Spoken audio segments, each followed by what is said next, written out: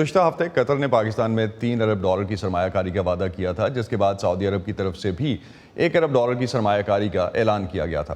یہ تمام foreign funding Pakistan کی معیشت کو کہاں تک سپورٹ کر پائے گی، جب ایک طرف پہلے سے موجود انتہائی سنگین معاشی مسائل میں موجودہ بارشوں کی وجہ سے مزید اضافہ ہو گیا ہے؟ اس پر بات کرتے ہیں۔ اٹلانٹک کونسل کے عزیر یونس اس وقت ہمارے ساتھ موجود ہیں۔ عزیر، موجودہ حکومت نے پوری کوشش کی IMF کے ساتھ معاملات طے کرنے کی، جو کہ اب اپیرنٹلی ہم نے اسٹاف لیول ایگریمنٹ میں دیکھا کہ ہو بھی گئے، اس کے بعد بھی کچھ چیزیں چینج ہوئیں۔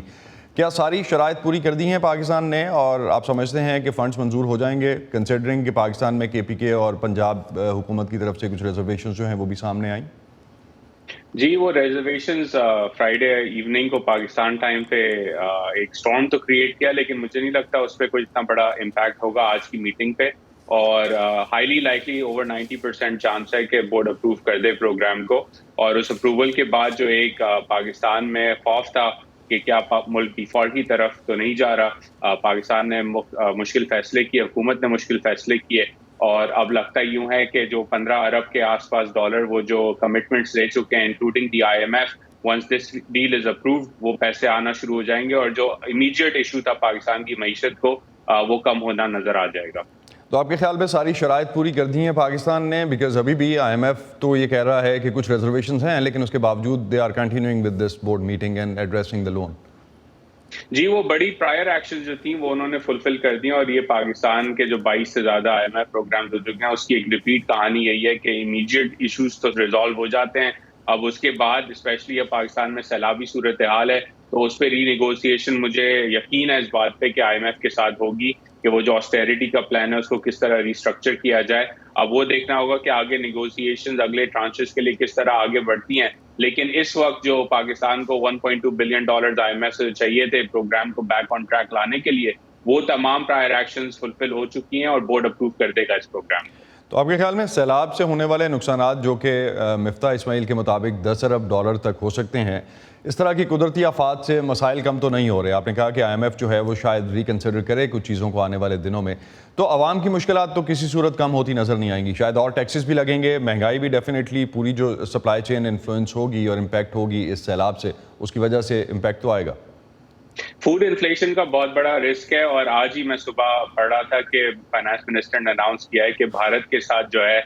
کھانے پینے کی اشیاء کی تجارت جو ہے وہ ریزیوم کی جائے گی۔ یہ میں سمجھتا ہوں ایک اچھا اقدام ہے، کیونکہ پنجاب کے اندر جو فوڈ انفلیشن کا رسک ہے وہ ہم ایسٹرن سائڈ سے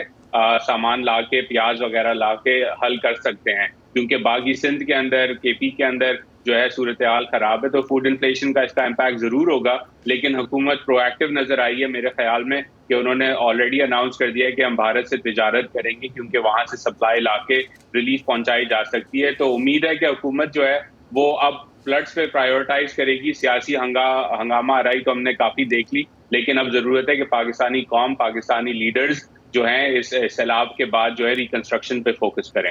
تو اس ریکنسٹرکشن کے لیے جس طرح سے بیرونی دنیا سے امداد بھی پاکستان نے مانگی، اور اس حوالے سے ہم نے دیکھا کہ کافی حد تک فرانس کی طرف سے فار ایگزامپل، پوپ کی طرف سے، اور اس کے علاوہ بھی مختلف ملکوں کی طرف سے، ترکی کی طرف سے فار ایگزامپل جو ہے وہ وعدے بھی کیے گئے، کچھ امداد بھجوائی بھی گئی۔ تو یہ آپ کو لگتا ہے کہ کچھ حد تک گیپ جو ہے اس پورے قصے میں کچھ کشن ہو پائے گا اس سے؟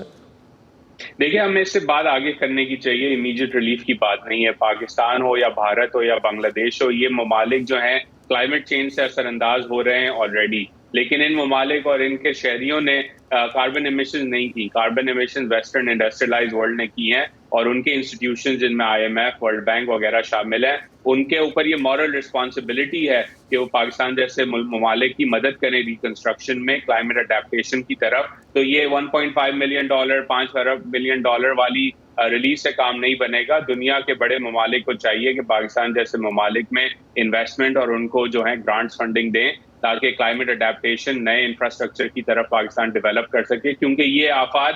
بڑھتی چلی جائیں گی، اور اس کا امپیکٹ انہی لوگوں کو ہوگا جنہوں نے کلائمیٹ چینج میں اتنا کنٹریبیوٹ نہیں کیا۔ تو یہ ایک مورل رسپانسبلٹی ہے انٹرنیشنل کمیونٹی کی کہ وہ آگے بڑھے اور پاکستان جیسے ممالک، پاکستان یا سب کانٹیننٹ جیسے ممالک کو مدد کریں۔ تو آپ کو لگتا ہے کہ پاکستان کو اس کے لیے کوئی خاص لابنگ کرنے کی ضرورت ہے، پوری دنیا کو بتانے کی بھی ضرورت ہے؟ یہ کہیں ہو رہا ہے کسی سٹیج پہ یہ؟